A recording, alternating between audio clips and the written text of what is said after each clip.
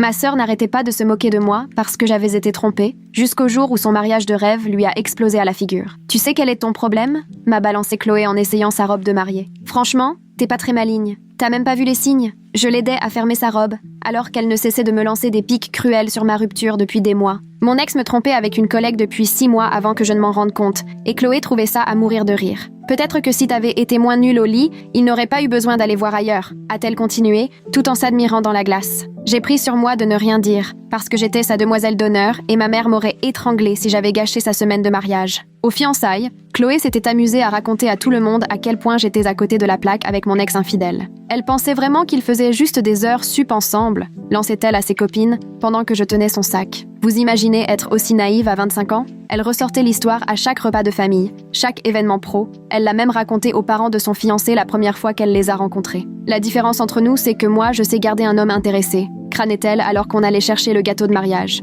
Parker est fou de moi. Il y a des gens qui sont doués pour l'amour, disait-elle assez fort pour que je l'entende en rangeant les cadeaux. D'autres se font larguer et restent sur le carreau 2 ans parce qu'ils sont trop abîmés pour recommencer. Le meilleur avec le mariage, c'est que je n'aurai plus jamais à me faire humilier, a-t-elle lancé à la cantonade pendant le dîner de répétition. Parce que ma sœur m'a bien montré à quoi ça ressemblait une relation qui part en vrille. Toute la noce a éclaté de rire pendant que je faisais semblant de sourire, en essayant de ravaler mes larmes. Puis le jour J est arrivé, et Chloé était splendide dans sa robe hors de prix, encore plus chère que ma voiture. Elle ne cessait de s'extasier sur la journée parfaite et sur son bonheur. Tout le monde n'a pas la chance d'avoir un mariage de conte de fées, s'est-elle vantée pendant que la maquilleuse finissait son rouge à lèvres. Il y en a qui sont faits pour les mecs infidèles et la solitude. Je comptais les minutes jusqu'à la fin pour pouvoir enfin la rayer de ma vie. La cérémonie a commencé sans accroc. Chloé descendait l'allée, royale, sous les regards admiratifs. Parker l'attendait à l'hôtel, impeccable dans son smoking. Puis est venu le moment des vœux. Chloé s'est lancée, parlant d'amour, d'admiration, de persévérance. Parker a pris le relais, mais, au lieu d'un papier, il a sorti son portable. Il a vraiment écrit ses vœux sur son téléphone en jouant au billard, me suis-je dit,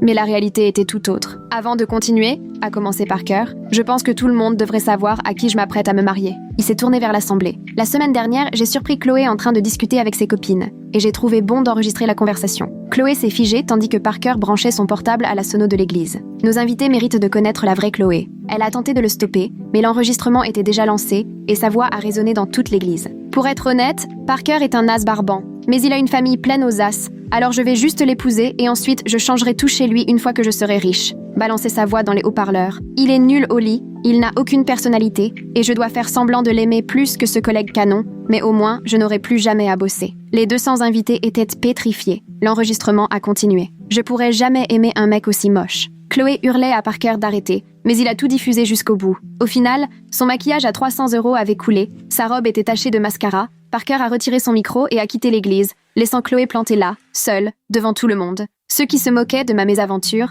la regardaient en maintenant avec effroi et dégoût. Chloé a passé la soirée à pleurer, tandis que les invités s'éclipsaient en évitant son regard. Elle répétait que tout avait été sorti de son contexte. « C'est pas juste parce qu'au moins toi tu aimais vraiment ton copain », sanglotait-elle alors que je l'aidais à enlever son voile. « Tout le monde pense que je suis pire que toi maintenant, parce que t'étais innocente et moi j'ai profité de lui. » Le scandale lui a collé à la peau, comme elle l'avait fait pour moi. Ses collègues étaient au courant, les rumeurs allaient de bon train. Ses amis l'ont lâchée. Elle a dû retourner chez nos parents, Parker l'ayant mise dehors. C'est là que Chloé a débarqué chez moi, complètement à bout, avec des cernes et les cheveux gras. « Tout est de ta faute », a-t-elle balancé en s'invitant dans mon salon. « Tout le monde dit qu'ils ont de la peine pour toi et que je suis horrible parce que t'étais la victime et moi la profiteuse. » Sa logique ne tenait plus debout, mais son désespoir était palpable. Les gens prennent ton parti alors que c'est moi qui devrais avoir leur compassion. Elle a fouillé dans son sac, a sorti un couteau et me l'a pointé, la main tremblante. La seule façon de réparer, c'est que les gens se souviennent de toi comme la sœur assassinée, et plus celle qu'on a trompée. Je suis tétanisée. Chloé est à moins de 2 mètres, brandissant un couteau de cuisine,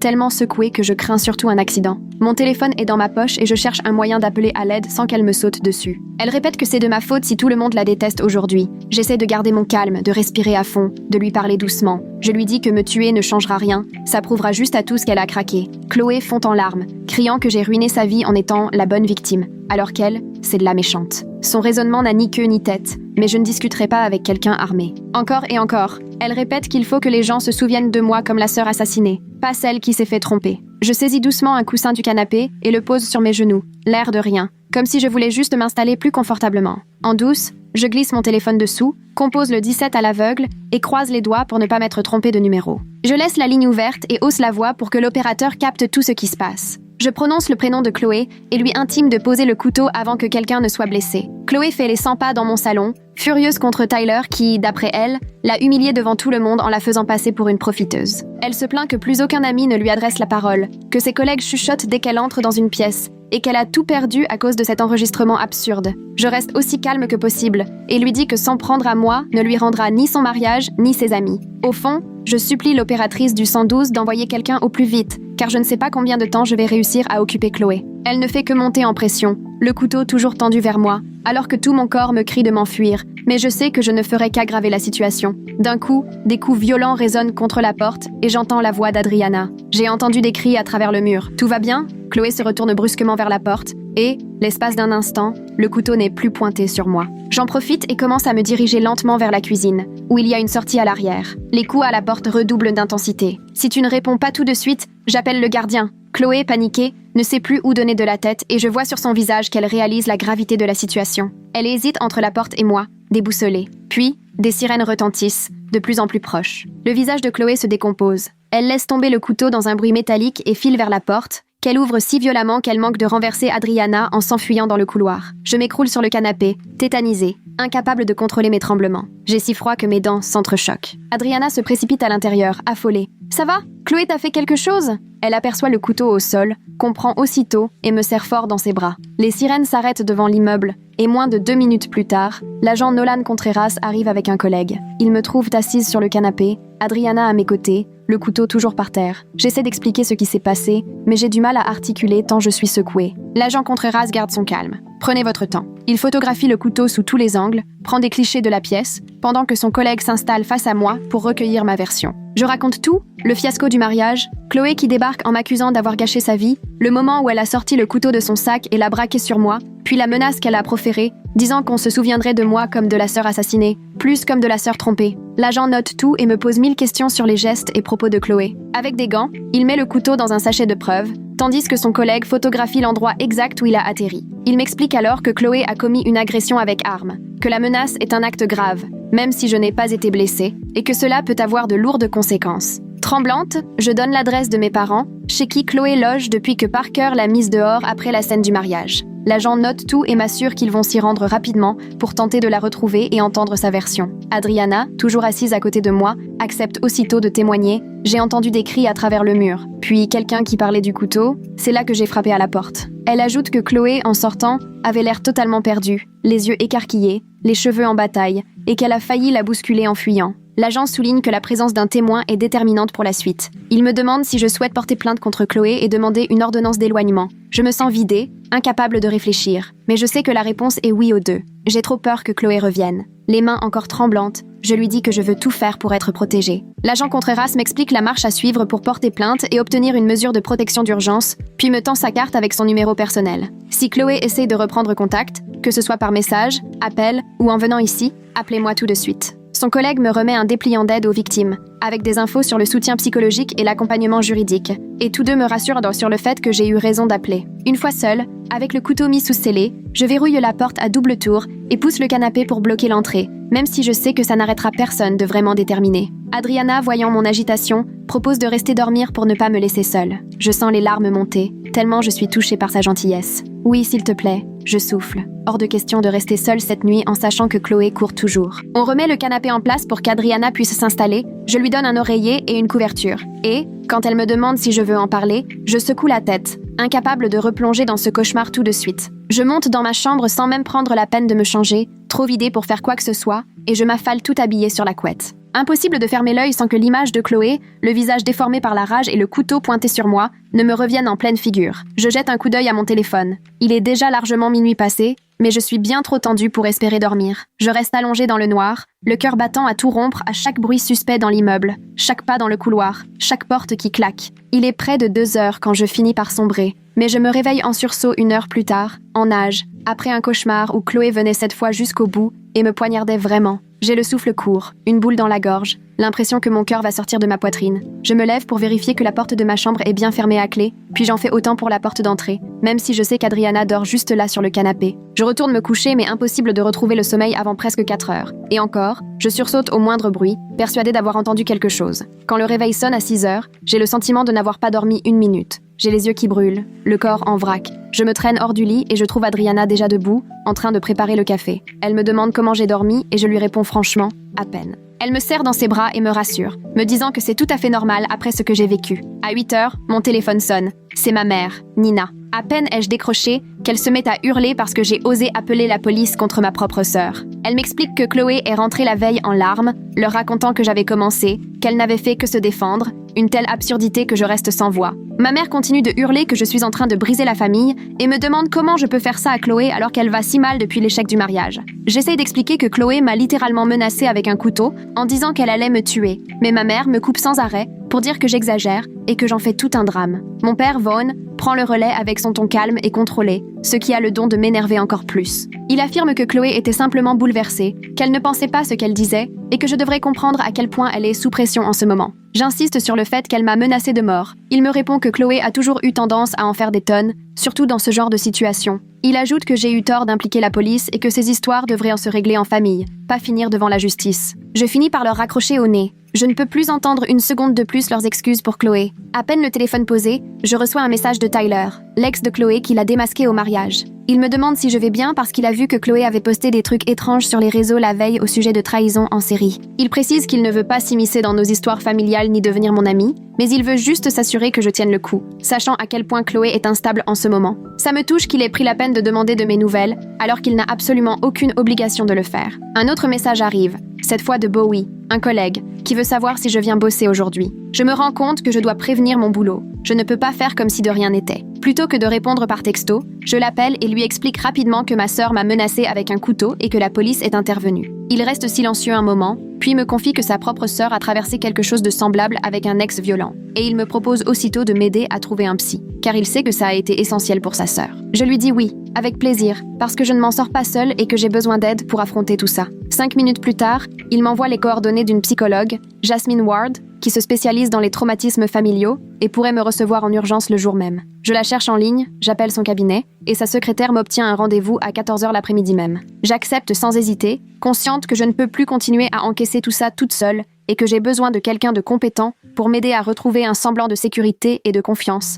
après la trahison totale de ma famille. Le lendemain matin, je me force à aller travailler malgré ma nuit blanche et mes mains qui tremblent en permanence. Bowie me jette un regard inquiet dès mon arrivée et me demande comment je vais. Je tente de faire bonne figure, mais il voit bien que ça ne va pas. Ma chef, Sarah, me convoque dans son bureau vers 10h, après m'avoir surprise à fixer mon écran sans rien faire pendant une éternité. Elle ferme la porte et me demande sans détour si je me sens en sécurité. Il y a quelque chose dans sa voix qui me fait craquer et fondre en larmes. Je lui explique vite fait que ma sœur est venue chez moi avec un couteau et m'a menacée de mort. Elle pâlit et me dit de prendre tout le temps qu'il me faudra. Mon poste ne bougera pas. Elle propose aussi de prévenir la sécurité de l'immeuble au cas où Chloé débarquerait. J'accepte, n'ayant plus aucune confiance en Chloé, et l'idée de la voir au bureau me rend malade. Sarah m'accompagne jusqu'à l'accueil de la sécurité, explique la situation au responsable, qui note le nom et la description de Chloé, et promet de prévenir la police si elle se pointe. Mon rendez-vous avec Jasmine est à 14h, alors j'essaie de me calmer dans la salle de pause en attendant. Je prends la voiture pour aller à son cabinet, dans un quartier que je ne connais pas, et j'attends en remplissant des formulaires dans la salle d'attente. Quand Jasmine vient me chercher,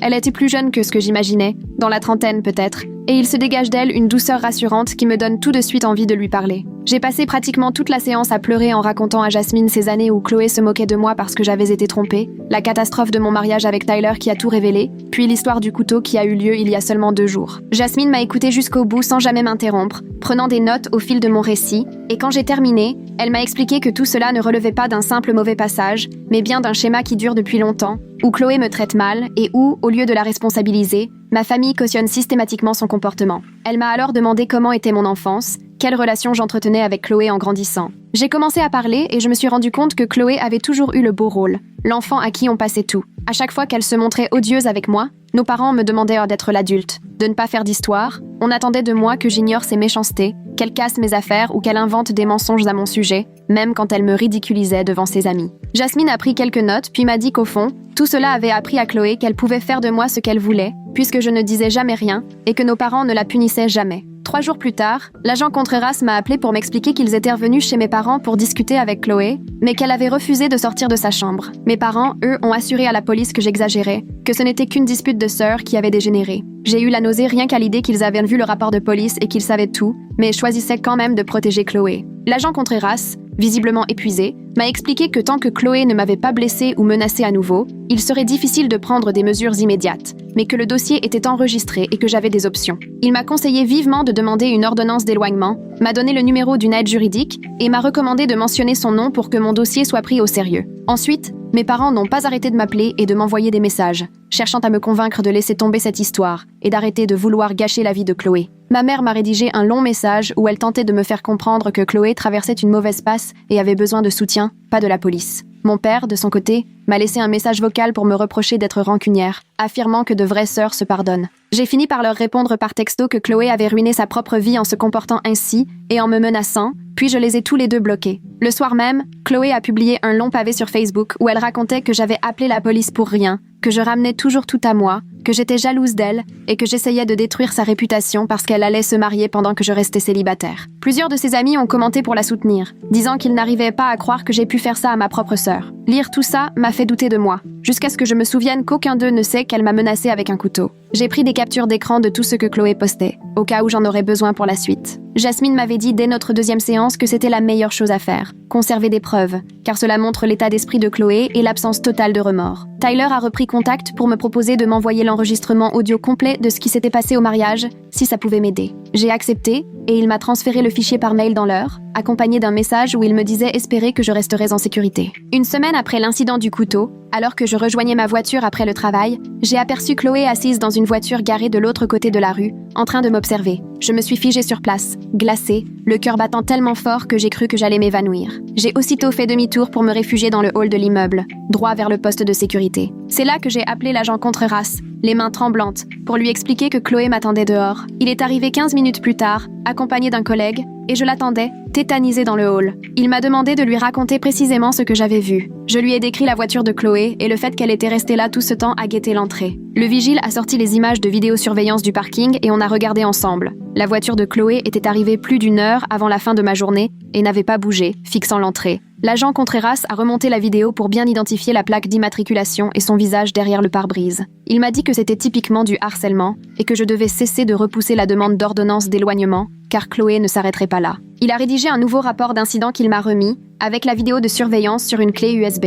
Avant de partir, il m'a fait promettre d'appeler l'aide juridique dès le lendemain matin et m'a noté le numéro direct de la personne à joindre. Cette nuit-là, j'ai à peine dormi, sursautant au moindre bruit de voiture dehors, persuadée que Chloé rôdait encore. Le lendemain matin, j'ai appelé l'aide juridique à la première heure pour exposer ma situation. La personne m'a mise en attente quelques minutes, puis m'a annoncé que l'avocate Savannah Lozano venait d'avoir un désistement et pouvait me recevoir à 14h le jour même. J'ai pris ma journée pour tout organiser. J'ai rassemblé toutes mes preuves dans un dossier, imprimé chaque capture d'écran des publications de Chloé sur Facebook, les rapports de police, copié la vidéo de surveillance sur mon ordinateur. À 14h, je suis arrivée au bureau d'aide juridique, où Savannah, une femme énergique d'une trentaine d'années, m'a tout de suite donné le sentiment de prendre mon histoire à cœur. Elle m'a installée, a passé plus d'une heure à tout examiner, relu les rapports de police, posé des questions précises sur ce qui s'était passé avec le couteau et le harcèlement. Je lui ai montré toutes les captures d'écran des publications de Chloé sur les réseaux, où elle se fait passer pour la victime et me fait porter le chapeau. Après avoir fait écouter à Savannah l'enregistrement envoyé par Tyler,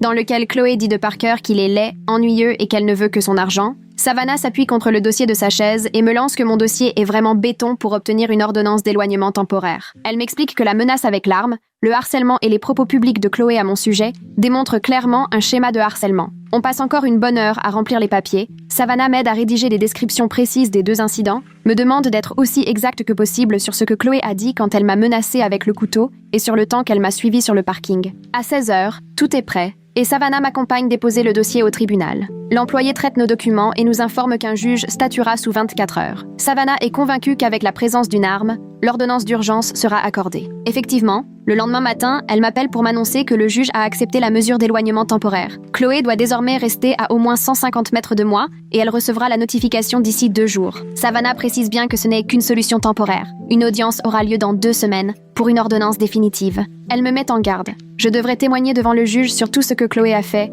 et il y a de fortes chances qu'elle soit là. Savannah me conseille de m'attendre à ce que Chloé mente et tente de se faire passer pour la victime. Alors je dois réunir toutes mes preuves et rester calme même si elle cherche à retourner la situation contre moi. Les jours qui suivent, je me sens prise entre soulagement et angoisse. Enfin, je suis protégée légalement, mais je vais devoir affronter Chloé au tribunal. 2 jours plus tard, mon père m'envoie un texto. Chloé vient de recevoir la notification et mes parents veulent me parler tout de suite. Je ne réponds pas, je sais déjà ce qu'ils vont dire. 1 heure après, ma mère me laisse un message où elle hurle littéralement que je suis en train de détruire la famille. Selon elle, Chloé est anéantie, humiliée, et elle me demande comment j'ai pu faire ça à ma propre sœur. Le soir même, mon père m'envoie un long mail où il me dit à quel point il est déçu par ma rancune et que je ne fais qu'aggraver la situation, alors que je devrais aider Chloé à se reconstruire. Je relis les 2 messages plusieurs fois et je sens la colère monter. Ils ne comprennent vraiment rien. Le lendemain matin, je transfère le message vocal et l'email à Savannah qui me rappelle très vite pour me dire qu'il s'agit clairement de harcèlement et que je dois tout garder. Elle m'aide à rédiger une réponse officielle, sur le papier à en-tête de son cabinet, pour informer mes parents que désormais, toute communication devra passer par mon avocate.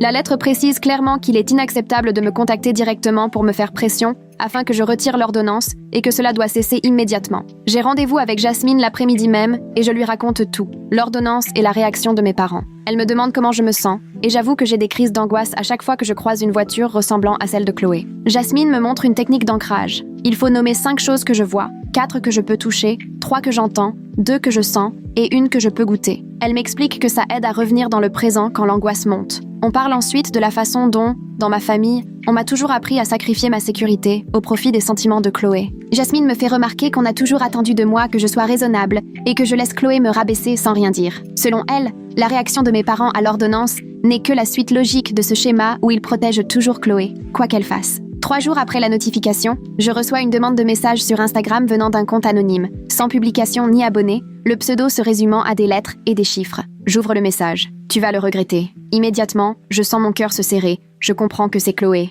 Je fais une capture d'écran et l'envoie aussitôt à l'agent Contreras et à Savannah, en précisant qu'il s'agit d'un faux compte. L'agent Contreras me rappelle moins d'1 heure plus tard pour me dire que c'est une violation évidente de l'ordonnance. Il me demande de lui envoyer la capture et tout ce que j'ai sur le compte en question. Savannah m'écrit aussi pour me dire qu'on va ajouter cette infraction au dossier pour l'audience. Le lendemain, l'agent Contreras se rend chez mes parents avec les nouvelles preuves. Et cette fois, Chloé est effectivement arrêtée pour non-respect de l'ordonnance. Elle est relâchée le jour même sous contrôle judiciaire. Mais il y a désormais un mandat d'arrêt, si jamais elle recommence. L'agent Contreras m'appelle après son arrestation. Il semble presque satisfait en me précisant que Chloé était vraiment paniquée quand ils lui ont passé les menottes. 2 jours plus tard, Savannah m'annonce que mes parents ont engagé un avocat pour Chloé, qui a déjà pris contact avec son cabinet pour tenter de négocier l'abandon de la procédure, à condition que Chloé s'engage à s'éloigner de moi d'elle-même. Savannah a mis fin à la discussion et répondu « Nous maintenons l'audience comme prévu ». Elle ajoute qu'on évoquera aussi la violation sur Instagram, car cela renforce le dossier en prouvant que Chloé ne se contrôle pas, même sous la menace de sanctions. À 2 semaines de l'audience, je tiens à peine debout.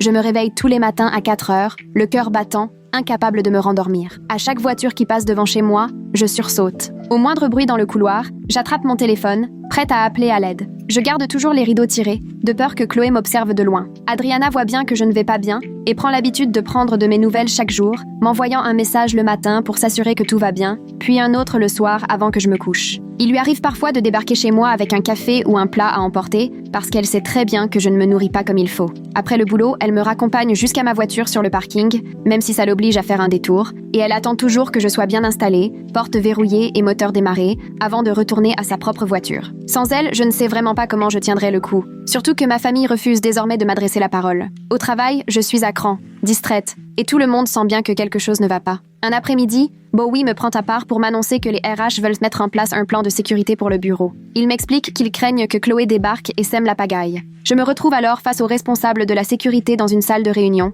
et je dois lui expliquer, non sans gêne, que ma propre sœur m'a menacée avec un couteau. Il reste très pro tout du long, récupère une photo de Chloé sur mon téléphone pour l'ajouter à la liste des personnes interdites d'entrée, l'intègre au système pour que l'accueil puisse la reconnaître, et me file son numéro direct, en précisant que si jamais je la croise près du bâtiment, je dois d'abord appeler les secours, puis le prévenir ensuite. Il me propose même de m'accompagner à ma voiture après le travail si je ne me sens pas en sécurité. Toute cette histoire me donne l'impression de vivre un mauvais film, sauf que c'est bien ma vie. La veille de l'audience, Savannah m'appelle pour me demander de passer la voir à son bureau. Je pose une demi-journée et la retrouve au centre d'aide juridique. On s'installe dans une petite salle et elle m'explique en détail comment l'audience va se dérouler. Elle me prévient que le juge va me demander de témoigner sur tout ce qui s'est passé. Les années de moquerie, le fiasco du mariage, mais surtout l'affaire du couteau. Elle m'avertit que l'avocat de Chloé va tout faire pour me faire passer pour la méchante, qu'il insistera sûrement sur le fait que j'aurais exagéré ou que j'aurais provoqué Chloé. Il pourrait même prétendre que je suis jalouse ou que je mens sur la gravité de la menace. Savannah insiste. L'essentiel, c'est de rester calme, de s'en tenir aux faits, de ne pas se laisser entraîner dans la provocation, de ne pas se justifier à tout prix, juste raconter ce qui s'est réellement passé et laisser les preuves parler d'elles-mêmes. Elle me montre tout ce qu'on a, le rapport de police, les photos du couteau, la déclaration écrite d'Adriana, la vidéo de surveillance où l'on voit Chloé me suivre sur le parking, les captures d'écran du message Instagram. D'avoir tout ça devant moi, noir sur blanc, rend la situation encore plus réelle. C'est bel et bien en train d'arriver. Je vais réellement devoir amener ma propre sœur devant le tribunal. Cette nuit-là, impossible de fermer l'œil. Je reste allongée à repasser toute l'histoire dans ma tête. Et si le juge ne me croyait pas? Et si mes parents le persuadaient que j'exagère? Ou si l'avocat de Chloé arrivait à me faire passer pour folle? Vers 6 heures du matin, je me résigne à ne plus dormir et je reste plantée sur mon canapé à fixer mon téléphone. À 6h30, Jasmine m'envoie un message pour prendre de mes nouvelles. Je lui réponds que je panique et elle me propose une séance téléphonique express. À 7h, elle m'appelle et on passe 40 minutes à refaire les exercices d'ancrage. Je dois lui dire 5 choses que je vois, 4 que je peux toucher, 3 que j'entends, 2 que je sens et 1 que je peux goûter. Ça me ramène un peu à la réalité, au lieu de partir en vrille dans mes angoisses. Jasmine me rappelle que j'ai des preuves, des témoins, que la vérité est de mon côté et que je dois juste me concentrer sur la journée à venir, sans penser au reste. Au tribunal, j'arrive en avance avec Savannah. On s'installe sur un banc dans le couloir devant la salle d'audience. Mes mains tremblent tellement que je m'assois dessus pour ne pas les montrer. Puis Chloé arrive, entourée de nos parents et de son avocat. Elle a mis une robe très sage, qui lui donne l'air d'une sainte, prête à aller à la messe ou à un entretien. Ses cheveux sont impeccables. Elle est presque pas maquillée. Rien à voir avec la fille déchaînée qui s'est pointée chez moi armée d'un couteau. Nos parents sont aussi tirés à 4 épingles, postés de chaque côté d'elle comme des gardes du corps. Ma mère garde un bras passé autour de ses épaules. Ils se posent sur un banc de l'autre côté du couloir et je refuse de leur accorder un regard, gardant les yeux rivés au sol ou sur le bloc-notes de Savannah, même si je sens bien leurs regards insistants. J'entends ma mère chuchoter à l'oreille de Chloé. Quand l'audience débute, on entre tous dans la salle. Le juge, un homme âgé, cheveux gris et mine fatiguée, prend place. Je suis la première à témoigner. Je m'installe à la barre, les mains croisées sur les genoux pour masquer leur tremblement. Savannah me pose ses questions et j'essaie de répondre aussi clairement que possible. Je raconte comment Chloé m'a humiliée pendant des années à cause de l'infidélité de mon ex, je décris le désastre du mariage, la façon dont Tyler l'a démasquée devant tout le monde, puis j'explique comment elle a débarqué chez moi, totalement hors d'elle, pour m'accuser d'avoir ruiné sa réputation. Je décris l'épisode du couteau, comment elle l'a sorti de son sac, me l'a brandi dessus, les mains tremblantes, et a lâché que la seule façon de réparer les choses serait que l'on se souvienne de moi comme de la sœur assassinée, plus comme la sœur trompée. Pendant tout mon témoignage, Chloé est assise en face, en pleurs, secouant la tête comme si j'inventais tout. Son avocat objecte plusieurs fois, prétend que j'en fais trop, tente de me faire dire que je l'ai provoqué ou que j'ai amplifié la menace. Il suggère que je suis jalouse, que je me sers de la justice pour me venger de l'humiliation du mariage. C'en serait risible si ce n'était pas aussi grave. Savannah enchaîne en présentant toutes nos preuves. Elle remet le rapport de police au juge, lui montre les photos du couteau prises par l'agent Contreras, la déposition écrite d'Adriana, la vidéo de surveillance où l'on voit Chloé rester plus d'1 heure dans sa voiture à épier l'entrée de mon immeuble et les captures d'écran du fameux message Instagram envoyé depuis un faux compte. Au fil de la présentation, on sent le juge se crisper, son visage se fermer à chaque nouvel élément. Puis c'est au tour de Chloé de témoigner, et à peine arrivée à la barre, elle s'effondre en larmes. Elle assure n'avoir jamais voulu blesser qui que ce soit, qu'elle traversait simplement une période difficile après la fin de son mariage, et prétend ne même pas se souvenir d'avoir brandi le couteau tant elle était sous le choc. Son avocat fait valoir qu'elle a surtout besoin d'un accompagnement psychologique, pas d'une mesure d'éloignement, ajoutant qu'une sanction ne ferait qu'empirer son état. Mes parents sont ensuite entendus. Ma mère affirme que j'en fais tout un plat parce que j'ai toujours été jalouse de Chloé, tandis que mon père minimise l'affaire en disant qu'il ne s'agissait que d'une dispute entre sœurs qui aurait mal tourné et que j'exagère en saisissant la justice. Tous deux insistent pour dire que Chloé ne me ferait jamais de mal. Le juge écoute attentivement avant de trancher, il prononce une ordonnance d'éloignement totale pour 1 an et avertit Chloé que la moindre entorse entraînera son arrestation immédiate, sans préavis. Il lui impose aussi une thérapie de gestion de la colère et des rendez-vous réguliers chez un psychologue, précisant que la procédure pénale pour agression à l'arme blanche suivra son cours au parquet. Chloé fond en larmes et ma mère laisse échapper un cri de stupeur. En quittant le tribunal, un sentiment étrange m'envahit, mêlant soulagement d'avoir enfin cette protection et tristesse. Car tout cela m'a conduite à demander une mesure contre ma propre sœur. Mes parents ne me regardent même pas tandis que nous quittons le tribunal, chacun par une porte différente. Je vois ma mère pleurer et serrer Chloé contre elle sur le parking,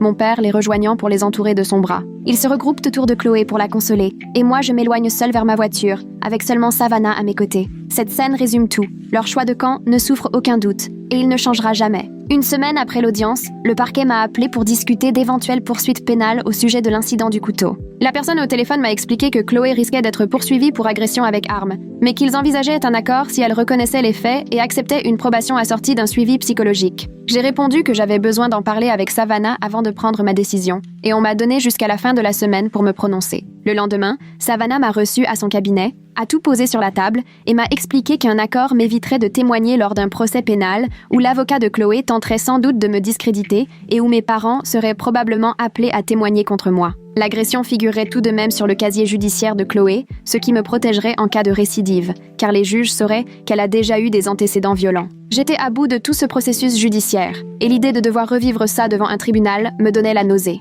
J'ai dit à Savannah que je préférais accepter l'accord, j'avais juste besoin que tout cela s'arrête. Elle a aussitôt téléphoné au parquet pour leur confirmer ma décision. 2 semaines plus tard, Chloé a accepté l'accord devant un juge. Je n'ai pas eu à me présenter, Savannah y est allée pour moi et m'a appelé juste après pour tout me raconter. Chloé a écopé de 2 ans de probation, 100 heures de travaux d'intérêt général, l'obligation de suivre des cours de gestion de la colère et l'ordonnance restrictive a été maintenue pour toute l'année. Si elle ne respectait ne serait-ce qu'une condition, elle irait directement en prison, sans seconde chance. Savannah m'a dit que Chloé avait pleuré tout du long et que ma mère avait dû l'aider à quitter la salle d'audience. Pour la première fois depuis l'incident, j'ai eu l'impression qu'il y avait enfin de vraies conséquences, qu'on arrêtait de lui trouver des excuses à tout bout de champ. 3 jours après la condamnation, j'ai reçu un mail de mon père intitulé « Dernier contact ». J'ai failli le supprimer sans même le lire, mais une impulsion m'a poussé à l'ouvrir. Dedans, il m'apprenait que, pour eux, j'étais morte en tant que fille, que j'avais détruit la vie de Chloé pour un simple malentendu. Ma mère avait ajouté un mot à la fin. Je n'étais plus la bienvenue à aucun événement familial, même pas aux fêtes, et il raconterait à toute la famille que c'est moi qui avais coupé les ponts, pas eux. Lire ces lignes m'a fait plus de mal que je ne l'aurais imaginé, même si au fond je savais qu'ils avaient choisi Chloé. Je suis restée plantée sur mon canapé, le regard fixé sur ce mail pendant au moins 20 minutes, submergée par la tristesse. J'ai alors appelé Jasmine en urgence, et elle m'a aidée à traverser ce moment, me rappelant que mes parents ne choisiraient jamais ma sécurité plutôt que Chloé, et que leur décision de me rayer de leur vie parlait d'eux, pas de moi. Après avoir raccroché, j'ai pris mon téléphone et j'ai tout bloqué. Numéro de mes parents, leurs mails, leurs réseaux sociaux, et même les copines de ma mère susceptibles de me contacter à sa demande. Une fois cela fait, je me suis assise un instant et j'ai réalisé que, pour la première fois depuis longtemps, je respirais à nouveau, sans redouter un nouveau message désagréable. Ce soir-là, Adriana est venue frapper à ma porte. « Tu veux aller dîner pour fêter la validation de l'ordonnance d'éloignement ?» On est allé dans un petit resto italien du quartier. Elle m'a confié à quel point elle était fière de moi. Te voir traverser tout ça, affronter la justice, j'ai vraiment trouvé ça inspirant. J'espère qu'un jour, si je dois fixer des limites avec ma propre famille, j'aurai autant de courage que toi. Ça m'a fait du bien d'avoir enfin quelqu'un qui comprenait ce que j'avais traversé, au lieu de trouver des excuses à Chloé. Le boulot, c'est devenu mon seul point d'ancrage, l'endroit où les gens se souciaient vraiment de comment j'allais. Environ un mois après l'ordonnance, ma responsable m'a convoquée dans son bureau et m'a annoncé qu'elle m'accordait une petite augmentation. Je suis vraiment impressionnée par la façon dont tu as géré tout ça, tout en continuant à assurer au travail. Bowie a pris l'habitude de prendre régulièrement de mes nouvelles, jusqu'à m'apporter un café les jours où j'avais l'air épuisée. L'équipe de sécurité gardait la photo de Chloé à l'accueil et répétait « Si jamais tu la vois près du bâtiment, tu nous préviens tout de suite ». 3 mois après l'ordonnance, j'allais déjà nettement mieux lors de mes séances hebdomadaires avec Jasmine. Nous travaillions sur les raisons qui m'avaient poussée à accepter si longtemps les mauvais traitements de Chloé et sur la manière de construire des relations plus saines pour l'avenir. Jasmine m'a permis de comprendre qu'on m'avait appris, dès l'enfance, à faire passer les besoins et les émotions de Chloé avant ma propre sécurité et qu'il me faudrait du temps et de l'entraînement pour sortir de ce schéma. Elle m'a aussi accompagnée dans le deuil de mes parents, même si c'était eux qui avaient fait le choix de m'effacer de leur vie. À la même époque, Jasmine m'a suggéré de rejoindre un groupe de soutien pour les personnes confrontées à une famille toxique. J'étais morte de trac à l'idée d'y aller, mais j'ai quand même assisté à la première réunion dans un centre associatif près de chez moi. Écouter les récits des autres a été une révélation. J'ai compris que je n'étais ni seule ni folle. Une femme a raconté que sa sœur l'avait menacée avec une arme et que leurs parents avaient en pris le parti de la sœur, exactement comme les miens. Une autre a parlé d'une ordonnance d'éloignement contre un membre de sa famille, de la culpabilité qu'elle ressentait malgré la nécessité de la démarche. Dans cette salle, tout le monde savait ce que ça signifiait de se voir reprocher de vouloir se protéger de quelqu'un qui devrait vous aimer. Tyler m'a recontacté une dernière fois, environ 4 mois après l'ordonnance. Il m'a envoyé « Chloé essaie de me joindre par des amis communs. Elle veut savoir où tu habites maintenant. Je voulais te prévenir, au cas où elle préparerait quelque chose. » Je l'ai remercié pour l'info et j'ai immédiatement transféré son message à l'agent Contreras, qui m'a dit qu'il allait l'ajouter au dossier, même s'il ne pouvait pas faire grand-chose tant que l'ordonnance n'était pas violée. Les semaines qui ont suivi, j'ai redoublé de vigilance, surveillant mes alentours et vérifiant que tout était bien fermé chez moi. 6 mois après l'histoire du couteau, je recommençais enfin à dormir presque toutes les nuits, sans sursauter de panique. J'avais changé toutes les serrures de l'appart pour des modèles renforcés et installé une caméra qui m'envoyait une alerte sur mon téléphone si quelqu'un s'approchait de la porte. Ma vie n'avait plus rien à voir depuis que j'avais coupé les ponts avec ma famille toxique. J'avais Adriana, mes collègues, ma thérapie, le groupe de soutien. J'avais un travail où on me respectait et un chez moi où je me sentais vraiment en sécurité. Chloé était toujours quelque part, en train de finir sa probation et sûrement occupée à me faire porter le chapeau pour tout. Mais elle ne pouvait plus m'atteindre. L'ordonnance d'éloignement était encore valable pour 6 mois, et je savais déjà que j'allais demander son renouvellement, car je n'avais aucune illusion sur un éventuel changement de sa part. Quelques semaines plus tard, j'ai appris par des connaissances communes que Chloé avait terminé ses stages de gestion de la colère. Quelqu'un qui la connaissait m'a raconté qu'elle continuait de clamer partout que j'avais tout exagéré exprès pour empirer la situation. Elle n'assumait toujours rien, ni les menaces au couteau, ni le harcèlement au travail. L'ordonnance d'éloignement arrivait bientôt à expiration, et je me préparais déjà à entamer les démarches pour la renouveler, convaincue qu'elle n'avait pas changé. J'en ai parlé à Savannah, qui m'a dit « On pourra commencer les démarches 3 mois avant la fin, comme ça il n'y aura aucune coupure dans ta protection. » À ce moment-là, ma relation avec Adriana a pris une tournure inattendue. Elle m'a invitée à dîner avec quelques amis, un vendredi soir, et j'étais stressée à l'idée de faire la connaissance de nouvelles personnes après tout ce que j'avais traversé. Mais ces amis étaient adorables, simples, et quand j'ai évoqué ce que j'avais vécu avec ma sœur, l'une d'elles m'a dit « Mon frère m'a déjà menacée aussi. Je comprends ce que tu ressens. » Pour la première fois, je me retrouvais entourée de gens pour qui il n'était pas normal de minimiser la violence ou les menaces au sein d'une famille. Ces personnes me montraient que ma sécurité comptait et que j'avais le droit de ressentir ce que je ressentais. J'ai commencé à les voir régulièrement, et c'était incroyable d'avoir enfin un cercle d'amis sans aucun lien avec mon passé toxique. Un samedi matin, je sirotais un café dans mon appart en planifiant mon week-end, quand j'ai reçu un mail anonyme de Chloé. Un long message où elle m'expliquait que j'avais ruiné sa vie et que je lui devais des excuses. Je l'ai directement transféré à l'agent contre-race, sans même le lire en entier, puis j'ai bloqué l'adresse. Après ça, j'ai repris mon planning en me demandant quel rando faire avec les amis d'Adriana et quelle course acheter. Assise là, j'ai réalisé que je me sentais enfin vraiment en sécurité et heureuse. Mon appartement était devenu mon refuge. Personne ne pouvait plus m'y atteindre. Mes amis étaient sincères, mon travail stable, mes collègues veillaient sur moi. Chloé était toujours quelque part, sans doute à continuer de me reprocher tous ses malheurs. Mais elle n'avait plus le moindre pouvoir sur moi, et je ne passais plus mes journées à me demander ce qu'elle pourrait encore inventer. Voilà la leçon que je retiens de tout ça, cachée au cœur de mon histoire. J'espère que ça pourra vous servir, même si ce n'est qu'un tout petit peu. C'est ça qui me donne envie de partager tout ça avec vous. Abonnez-vous si vous souhaitez continuer ce chemin avec moi.